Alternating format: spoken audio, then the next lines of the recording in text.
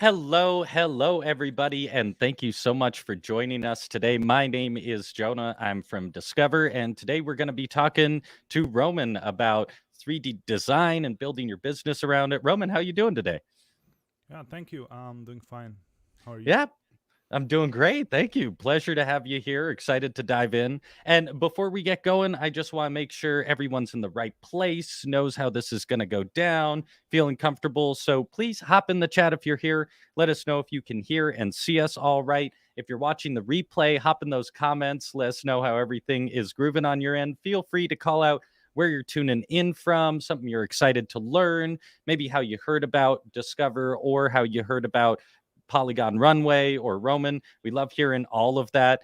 And also, if life happens around you, you have to get up, Roman's moving fast, or anything like that, don't fret. There will be a replay available. It'll be on the YouTube, it'll be on the Discover event page as well, and it'll be emailed to you with the course offer, which we'll talk about a little later.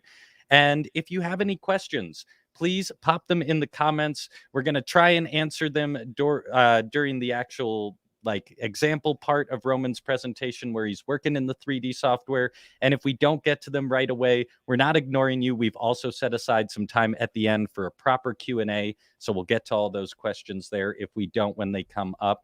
And yeah, just like I said, we're talking to Roman today about how to launch your six-figure career using 3D design, and we will get an insight into Roman's journey and see a hands-on design demonstration of the tools he uses. Roman, I don't want to take up any more time so we can dive in here. So I'm going to hand it over to you. Yeah, thank you for having me. Um, yeah, so I want to talk about launching, your career using 3D design. But first, I want to start, um, first of all, by introducing myself. I work 15 plus years as a designer, and lately with emphasis for 3D design. And I work for some larger brands out there, aside from like running education brand Polygon Runway. And today I want to mostly talk about why I embarked on this journey, teaching the 3D design and teaching people to unleash like their creative potential through 3D. And most of all, why you should try something like that and how you could benefit from using 3D design. Um, so this is basically my like favorite quote from a book, Still Like an Artist. Only I modified it a little bit. The original is modern art equals I could do that, plus yeah, but you didn't. And I just replaced it with a big brand job because this is how I felt, several years ago. I was quite established designer here in Slovakia. I was working my daily job for an e-commerce site. I was doing a lot of like marketing campaigns and a lot of that stuff.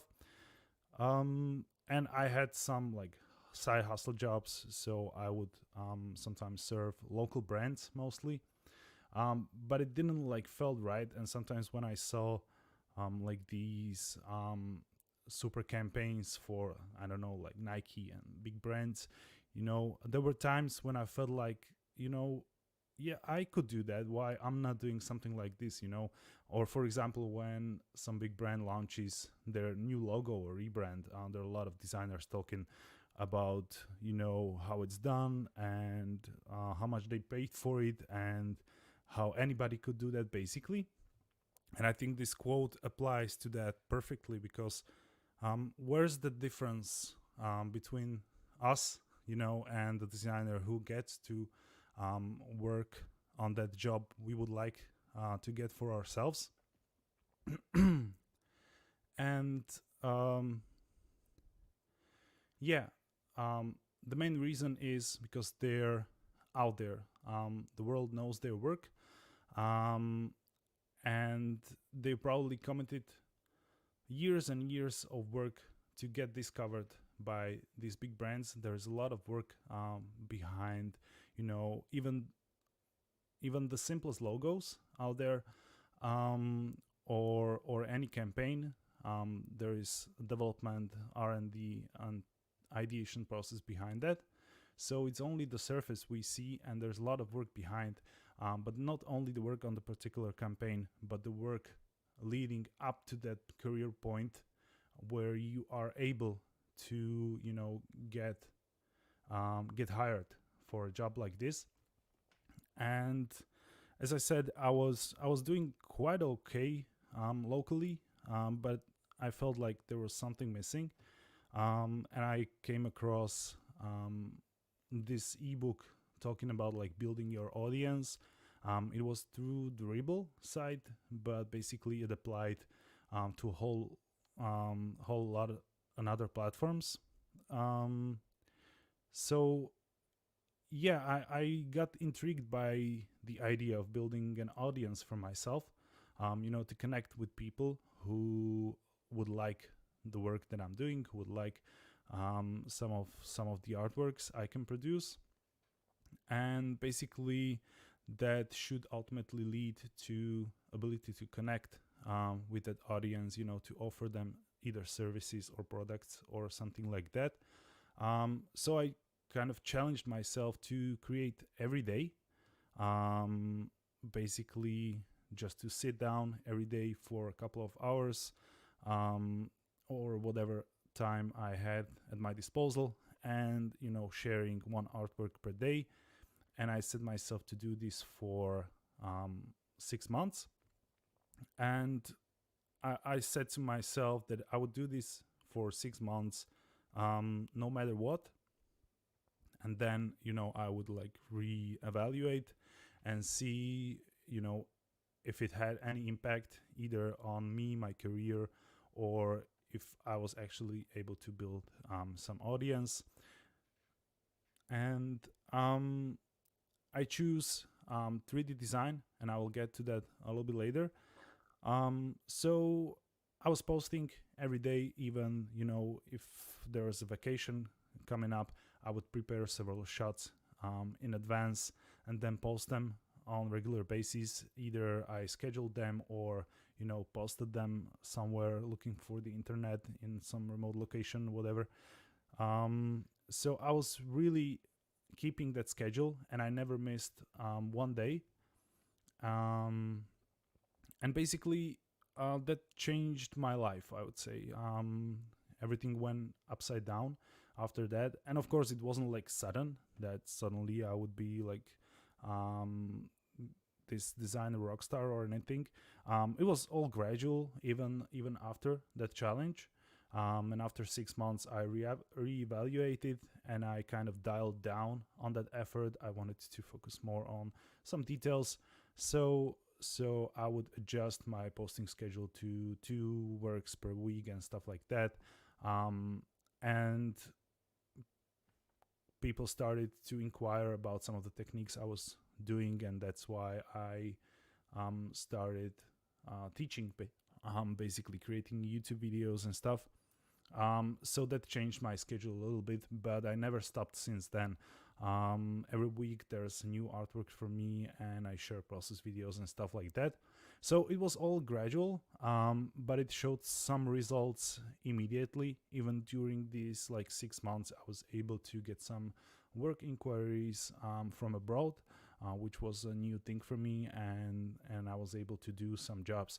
So yeah, basically that's like the key takeaway I want you to get from this, that you need to share your work to be able to discover it. And I know it sounds a little bit obvious, but the difference is when you're working on something for example 2 weeks and then put it out, you put a lot of emotional investment into that piece of work, and you expect some reaction, and it can be a little bit frustrating when a lot of people get to see it.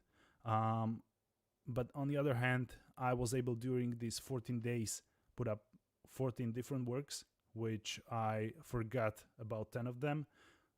4 of them I liked, and 2 of them were accepted by the audience. So it was this rapid discovery process where I was able to like hone my techniques and my workflow, I was able to develop a style. And after these 6 months, I was able to kind of pick, from these 100, more than 150 works, 10 or 15 which I really liked, and that would ultimately define my style for upcoming years. And that brings me to like a second quote that I really like from Seth Godin, which is he was talking about the writer's block, but it applies perfectly for basically every creative field. And he said, when you write something bad every day, your brain will eventually give up and you start writing good. And I couldn't agree more, because when you're producing artworks rapidly and on every day or every other day basis, you don't have that much time to emotionally invest yourself in that work. You need to move on. You need to show up for work every day, every morning. And in that process, you get to discover a lot of ways, a lot of roads that you wouldn't even imagine before, because you have the consistency, you're building discipline to work every day, and that creative process, which can be daunting, becomes like a habit for you. So it doesn't matter if you create something you really like, something good, or something you feel like isn't that all right. That habit of creative work will define you for years to come. So I really recommend putting yourself up to similar challenge, where you and it doesn't have to be every day for 6 months. That's an example that works for me, that I could imagine fitting in my schedule. For you, it might be something different. The most important thing is you stick to that schedule. Once you set it up, you kind of are able to fulfill that commitment. So, and that gets me to like a previous thought on why I choose 3D for the everyday posts and everyday artworks. And I was dabbling in 3D long before that, even in my childhood a little bit, but it was never something really serious. I used a little bit 3D on those like marketing campaigns in my daily job and stuff, but I was never like a daily 3D user or anything. And this challenge felt like a nice opportunity to try something new, and I really like gravitated towards the 3D design. So I thought to myself, at least, even if I can't achieve anything during these 6 months, I can get to work on this skill that I always like admired from afar a little bit. So that's why I chose 3D. And the second thing that's kind of apparent from this image here, if you don't have like an artistic or drawing skills, it doesn't really matter. And I can draw a little bit, and I was using like mostly Photoshop and Illustrator at that time for my job.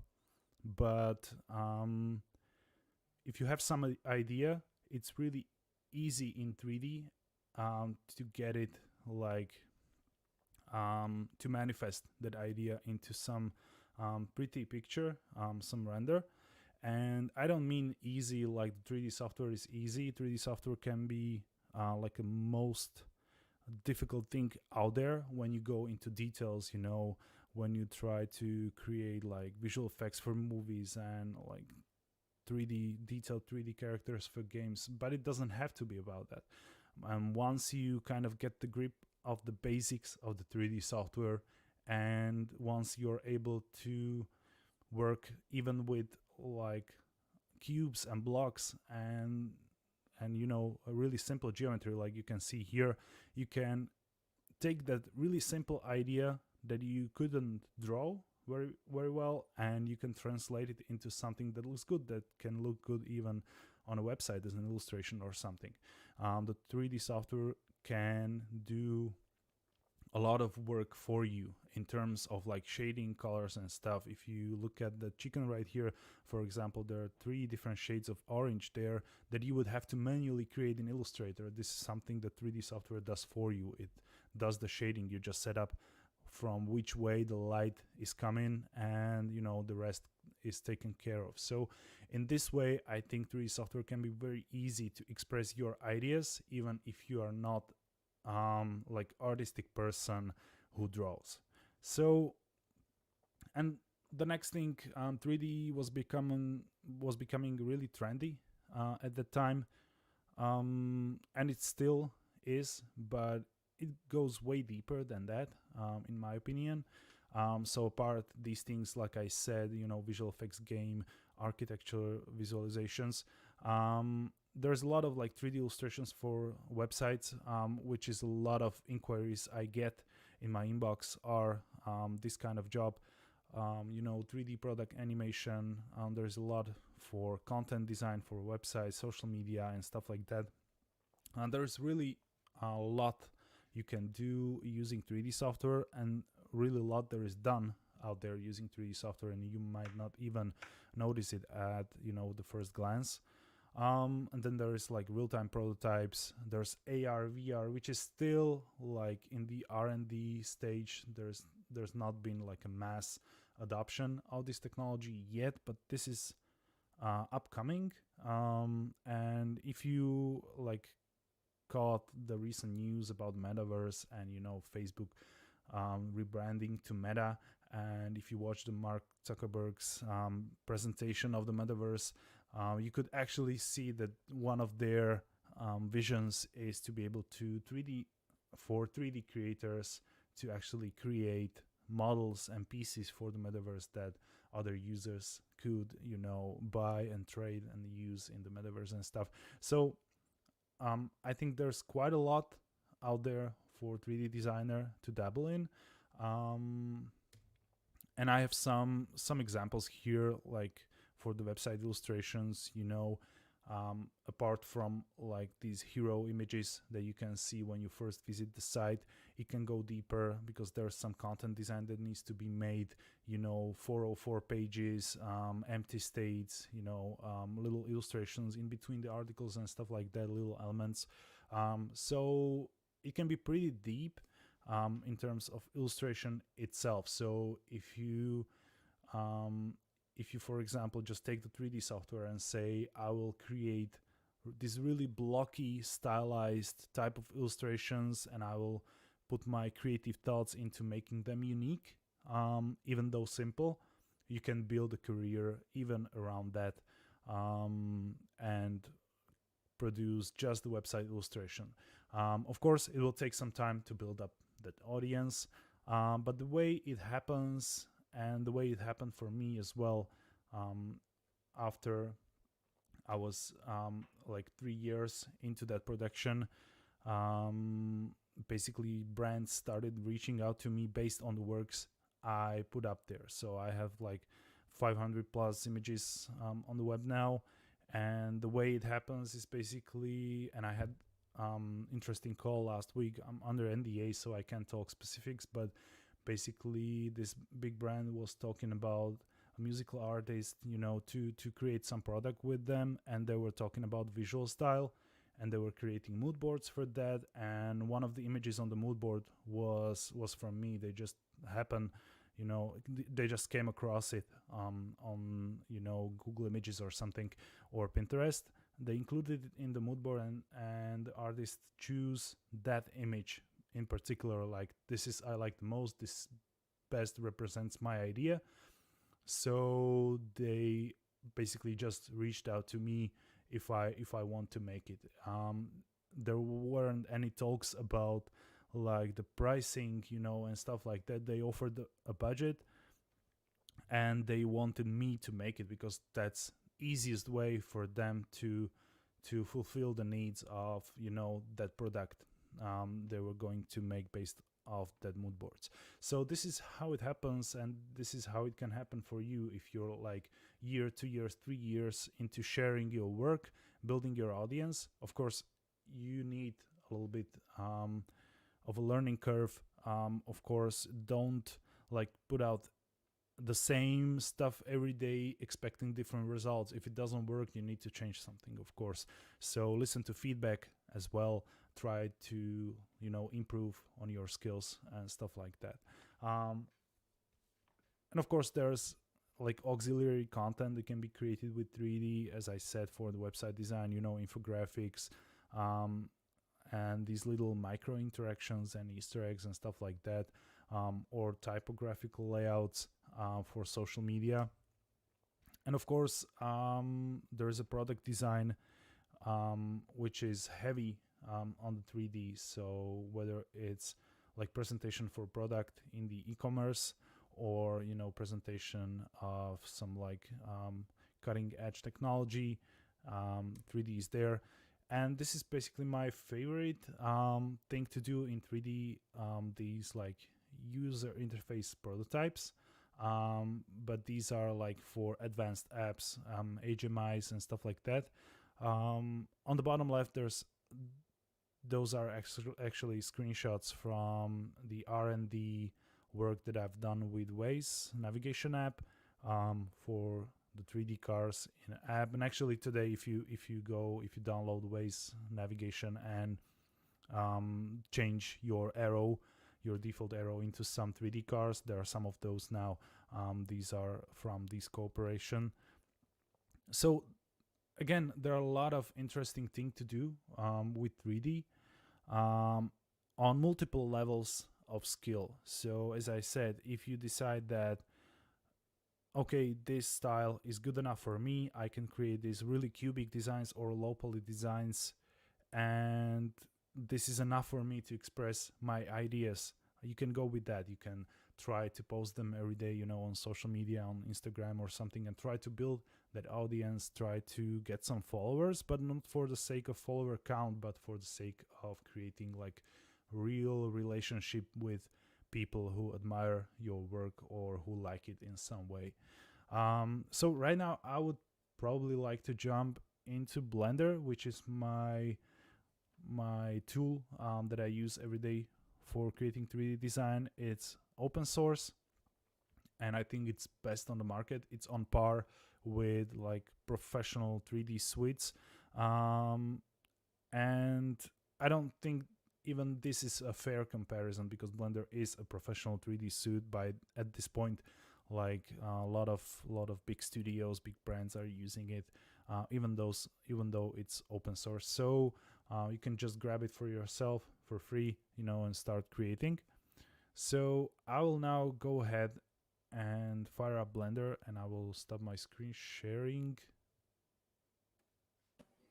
Roman, I appreciate so much. I know it does sound simple that if you want to grow an audience, you have to share it, or if you want people to see it. But coming from like a music and an entertainment background, I can't talk about the amount of times people I know have made albums and put them out and tell nobody, or have a big show and tell nobody. And then they sit there after wondering why nobody came. And it's an easy habit to get into if you care about what you do, but it is so simple that you have to share stuff for anyone to know what you're doing. So Yeah, yeah, just call absolutely. out. I appreciate that. Yeah, looks like we got Blender going, so I'll let you keep going. Yeah, yeah, sure. Thank you. Okay, so this is something you can see when you fire a Blender on the first time. So it can be a little bit daunting at times. There are a lot of different sections, sides, buttons, and everything. But on itself, on its essence, it can be simple if you just commit for a few hours to get to know the software a little bit better. So a lot of things work pretty intuitively, like selecting stuff. I will now press X and delete. And to make things a little bit easier for you, I will launch some screencast sharing so you can see like the buttons I'm pushing, because I use a lot of keyboard shortcuts, and I will try to create like this little park scene with the bench and tree, and it will be in a similar style that the chicken I was showing you before. Very simple, very cubic design. So let's press Shift A, and I will add a plane, and now I will scale this up 4 times like this, and I will use extrude command. So you can see I just added some geometry, and then by using one simple command I can bring it up into 3D space. And then what I like to do very much is to reuse the geometry I've already created. So I'll now press Shift D to duplicate this face, and I'll right click to release it in place and use a set of commands. I will press P and enter to separate it into different objects. You can see there are 2 of those now.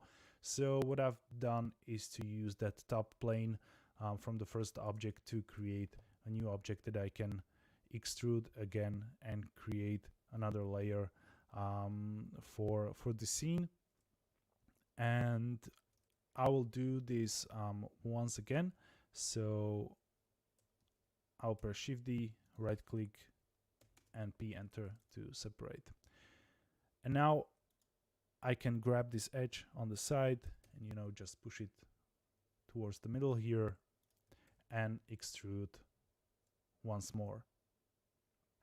So this will be like a grass section of the park, and here we'll have kind of a sidewalk. So what makes sense is to create some kind of curb here. So I'll select this edge here, duplicate it, and again I will separate it. So this is just the set of commands that you can learn, and you will see I'm using them all over again.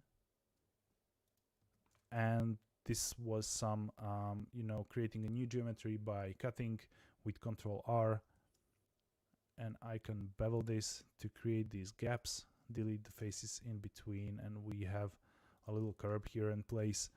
And so far I was creating a lot of shortcuts to create this, but there are actually new set of tools in Blender which make this process a little bit more intuitive. So you can see it here. This is way 2 how to add the geometry in Blender. You can just go ahead and draw on the surface and extrude some kind of geometry you want here. So that can be another way how you can easily create designs like this. And now I will just go ahead, tab into this, move it in the edit mode, and add some mirroring here. So this is like modifiers in Blender. These are like procedural tools that can help you to with some tasks that would need some work, some additional work. They're there to help either if it's mirroring or creating multiple objects at once or something like that. Okay, so this will be the base of our bench, and I will create one more object right here. That will be our plank, and now I will just go into the edit mode, press Shift D, then Y to move it on Y-axis, and I've just duplicated it, and now I can move it in place like this. And now let's select this one here, and now I'll press Ctrl R again to add that loop cut here so I can extrude this face. And of course we can reuse some of this, so I'll press Alt D, R90, so I just press R and then 90 to rotate 90 degrees. It's very easy in Blender to do these tasks. All of those commands can be chained together, so you really save a lot of time here. And now I can just parent this so it acts like one object when I'm moving it, and you can additionally scale it, move it in place or something. So this will be our bench. Now let's try to create some tree here. So again, I will use this tool here to create a trunk, and then I will just draw directly there to create some kind of branch. And you can see this is very like a top level. This is very stylized type of tree, but you will see in the final render it can work like a nice illustration for a website or something. Let me do that once again, and this will be the tree. And now what I want to do is to add a simple cube, scale it down and just place it all over the place. and that will create this really stylized look for the tree.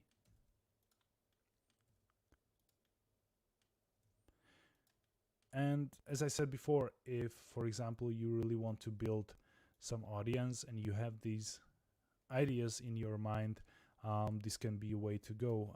You can use these simple cubic styles to create whatever works, whatever ideas you want, and then publish them, share them, get feedback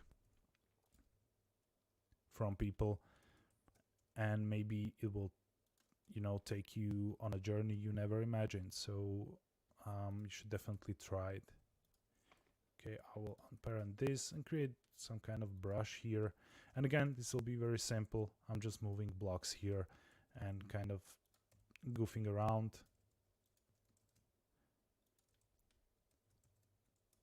It's very like a stylized representation of what the tree or bushes could look like, almost like a pixel representation.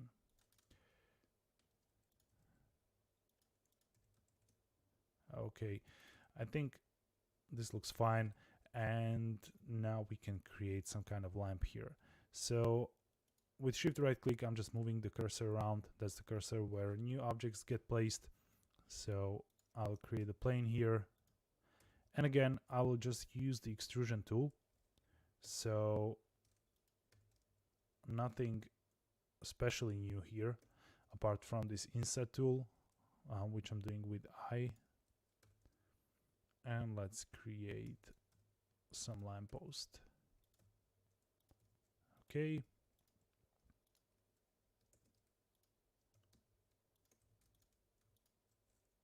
and now I will inset this and extrude inside,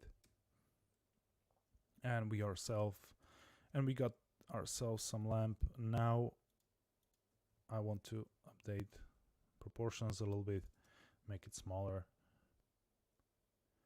So yeah, this is basically how you can create very simple scene. And now let me just reset the cursor there, add a plane, scale it up. Okay, and now I'll use an add-on here to add a camera. That will be isometric, and now let's adjust the output resolution there. Okay, so that's some basic modeling, and now I will show you what you need to do to kind of bring this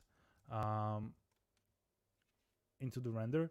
So I'll go to the render settings and enable some options that will make better preview quality, I would say, in this material preview mode.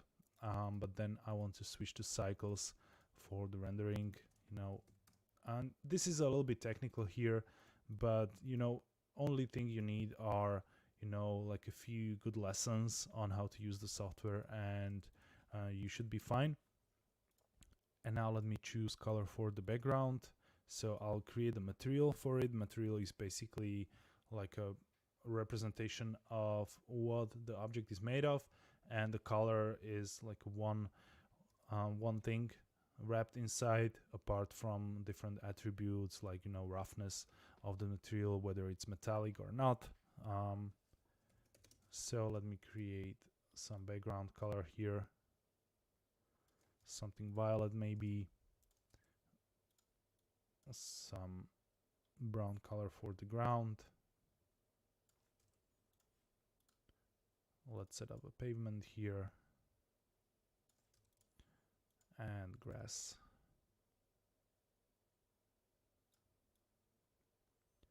Okay, and since I used Alt D, not the Shift D, to duplicate these cubes, these are all shared. If I go into the edit mode, you can see I can edit them all at once. That means if I assign material to them, it's assigned for all of them at once, which is another way how to save some time. And here it will apply as well. So let's use some really like vibrant red color for this, and the dark color for the lamppost, and we can use some emission material here.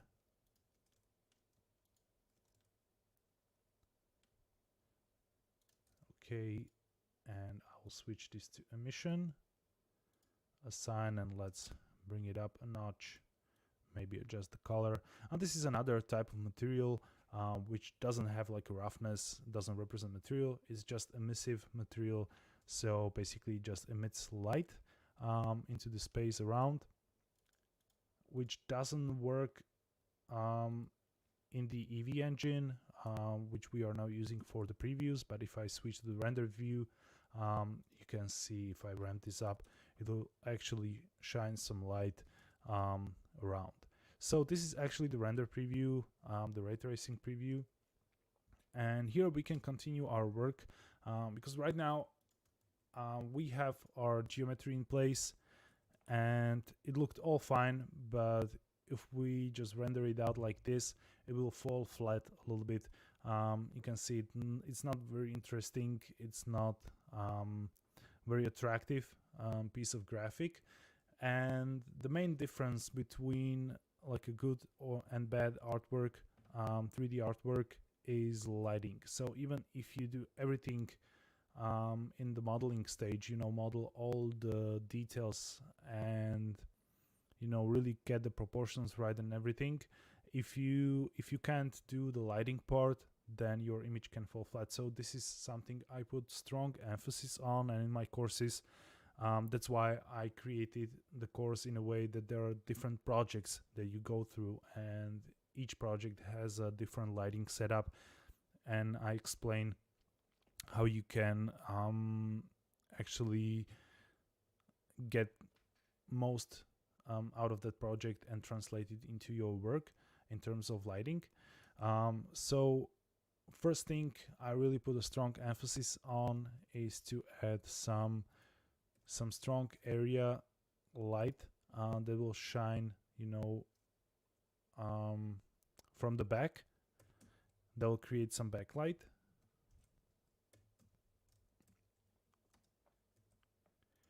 And now if I ramp this up to something like 500, you can immediately see the difference, because what we did here is to add some light that creates a reflection in relation to our camera view.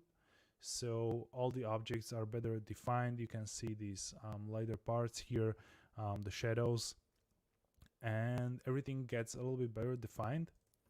And if you want like a really strong shadows and strong light, I recommend to use sunlight. We can tilt it a little bit better, and we immediately have something like a day scene here, and we can adjust the color of the light a little bit so it's a tiny bit warmer. And now let me increase the roughness of the background here, but still this falls a little bit flat. So what you can do in cases like that is to add really strong color to your light, and you can see this immediately changed the vibe of the scene. It created this like a golden hour vibe feeling to it, where it looks like maybe sun is setting over the park or something, but still it's not ideal. And what I see people omitting the most out there, like when they're publishing their works, there's always something missing, and most of the time is a little bit of a world ambience.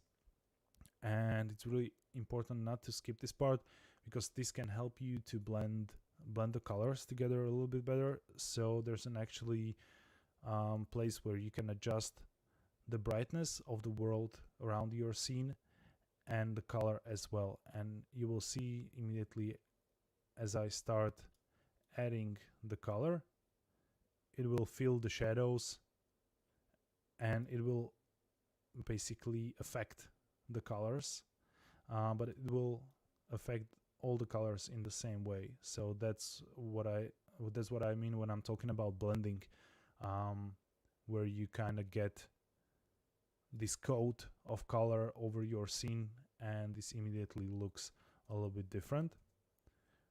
Maybe we can make this sunlight a little bit stronger here. And the last thing I would really recommend is to not skip the color management part and to play with, exposure and contrast settings. So this can really help you to get this to like a better tone mapping state. So yeah, and basically from now on, it's mostly about playing with the lighting. So most of the time when I get to this stage, I even try to create a different file. So I save a duplicate and I delete all the lights and create the new ones, or I iterate on the existing ones, try different strengths of the lights, different angles, colors. And this can take a lot of time, sometimes even the same amount of time as the modeling, because sometimes when I don't like the lighting, I just close Blender if I can afford the time. If I'm not on a deadline, I will just close the Blender, go for a walk or something, get a fresh visual perspective, get the artwork off my eyes. And then when you return, you will see the issues much better. You will have a fresh view and you will have, much better chance of improving your lighting in your scene. So yeah, this is basically a way how you can create something really simple, but at the same time, with these techniques that I've shown you, like creating simple geometry, reusing some of that geometry, extruding, insetting, and duplicating geometry around, these are like 5 things you can learn to do in Blender, aside from that lighting and rendering part, which is basically some technical steps that you can also learn. So we are talking about like 10 things you need to learn to actually be able to produce this. And not only this, but anything you can imagine. You can build whole worlds. Imagine building a whole city in this style, basically buildings, cars, anything. Everything can be cubic. So yeah, there are a lot of things, a lot of worlds you can create, and there's actually no limit if you got the ideas. So yeah, that's about Blender, and this is what I wanted to show you, that these few minutes is everything you need to create something that could be used as a, for example, social media post for your company, or set of illustrations. There are a lot of these like environmental companies that use these isometric designs to like convey their environmental solutions or anything. So yeah, that's just one of a million ideas you can do with this style. So yeah, I hope you liked the session, and right now I would be happy to answer any questions you might have. Roman, thank you so much. It's so cool to actually watch you go through that process. And what was that? That was like 15, 20 minutes you were able to create that? Yeah, something like that. Yeah. um And how long, as far as a learning curve, because I know this kind of software can feel intimidating right when you open it. But for someone just popping into Blender, how long do you think it takes to get to that point of confidently knowing these? Because you didn't use that many keyboard commands. You no, no, it's clearly know it, but even yeah, just yeah. but even just to build that, it was pretty low Yeah, key. at this point it's part of my muscle memory, Hmm. so I sometimes don't even realize when I'm doing something. But yeah, it's just, as I said, like 10 commands. You actually need to build something like this. There's really not much else to it. And actually, this is the style I'm starting with in my course. There's an episode, the first episode with the sushi, that you get to build in 1 hour basically. So, and that's what I built the course on. Like, you need 1 hour to get into the 3D design. Like, give it a go, try it out. There's 1 hour long episodes that takes you from first launching the Blender all the way to like a rendered image that you can save on your hard drive. So and that's how I go throughout the rest of the course, basically, where I just add few more, techniques and few more things to learn. and build a little bit more complex style, and add up from episode to episode. But basically, at every point, you get a real result, you get new skill. And there are some students that honestly, stopped like 3 quarters or in the middle of the course, like, okay, this is enough for me, and they started creating on their own because there were like these three styles they learned. That was good. And yeah, and they started dishing out content based on what they learned there. They were like impatient, to get out there and to start creating, to get these ideas out. And some of them got later to the rest of the course when they want to expand on their knowledge, and some of them found their own way later. And I have to say, like, in our group that is part of like the Polygon Runway membership, there are very accomplished people who in the like in 2 years I have the courses out, were able to establish themselves as 3D designers, and Hmm. now work with similar clients as me.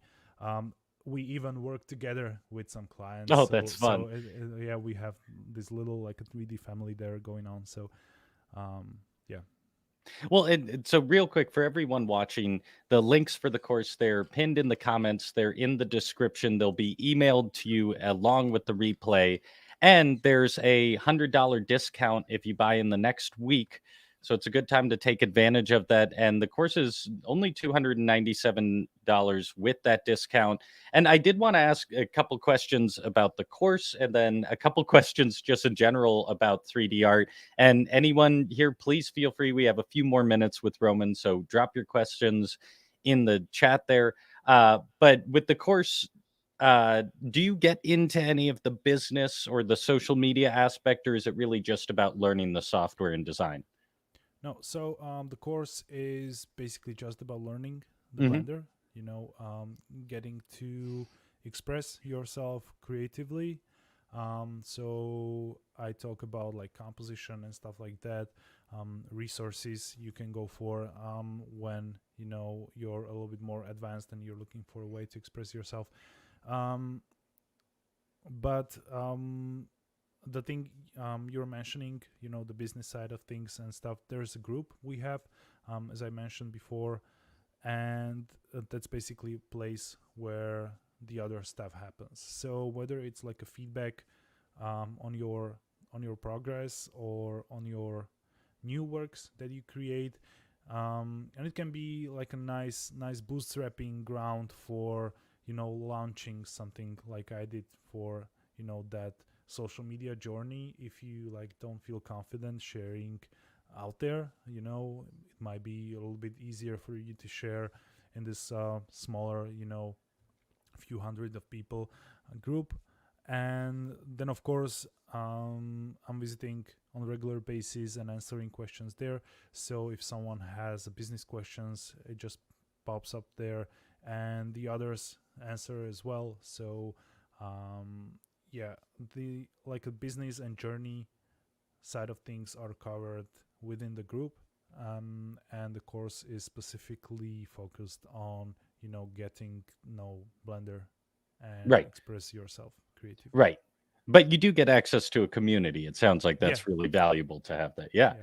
And so Aziz is asking a question here. Any suggestions for beginners on how to get better to with such programs? Because it is indeed overwhelming to get to know the objects and tools and what they're for.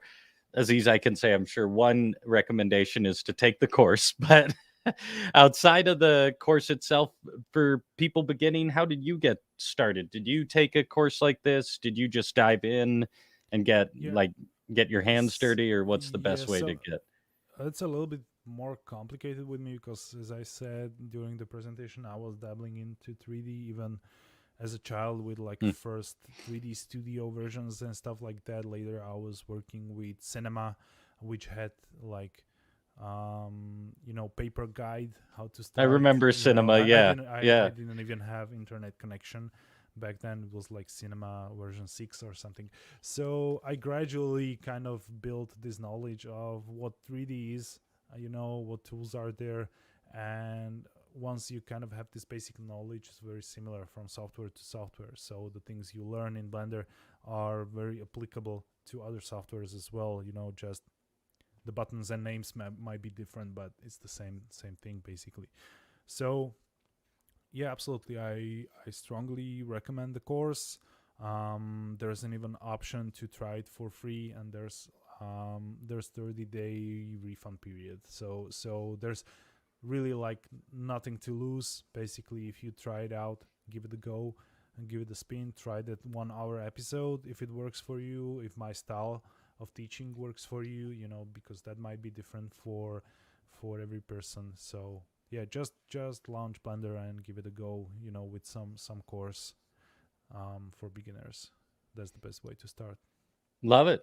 And so I had a question a little more related to just artistic style in general, but I'm curious your perspective. I know a lot of artists I've worked with or watched grow, or just a lot of those conversations can be about finding your own style.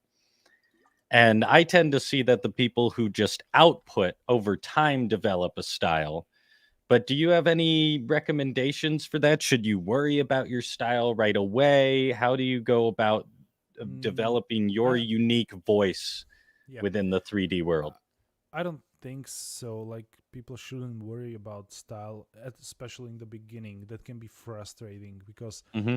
I even don't worry about style because I don't think I have one. Because, for example, I'm very like all over the place with my work. I get excited easily for different paths, and that's why I chosen teaching in particular, because for me it's a way how to explore a lot of different ways, without Hmm. like sticking to this one particular style. So for example, there are 3D artists out there who kind of work in very similar way from work to work, and you can see them acquiring later, big brands, working for Mercedes and stuff like that, because that only makes sense if you work in a similar way for a long period of time. And as you said, the style comes with the work, so you need to put in work, you need to show up every day,